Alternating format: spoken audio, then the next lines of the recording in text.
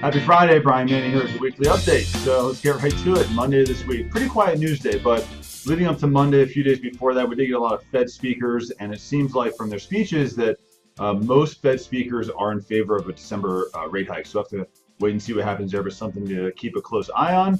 Tuesday, we got some housing data through Case-Shiller. This is their home housing index for the month of July. A bit dated, but still good information for us. So for July, on a year-over-year basis, it shows that home appreciation was up 5.94%. So really good to see on a national level.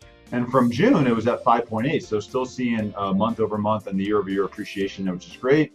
Also got new home sales. So new home sales had an expectation of being up 3%.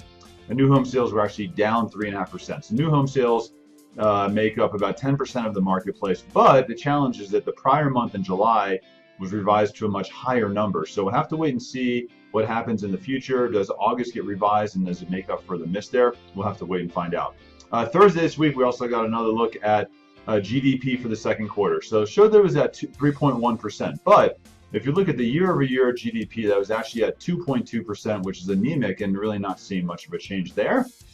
Friday this week, today we get the favorite gauge of inflation for the Federal Reserve. So this is the PCE, the Personal Consumption Expenditure. This is what the Federal Reserve looks at when they're trying to make decisions on what's happening with inflation in the U.S. So the headline number is at 1.5%.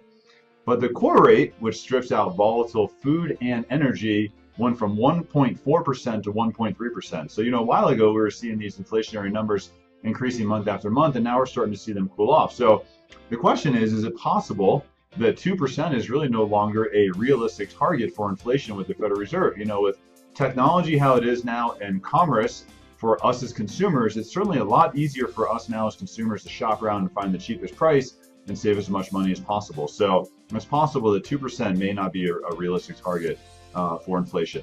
Federal Reserve is going to look at this, certainly has a rate hike on the table for the month of December.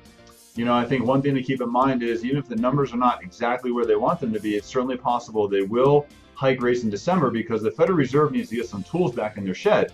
If we happen to slip into a recession here at some point in time and they haven't raised rates, they're not going to have availability to have control of monetary policy. So let's wait and see what happens.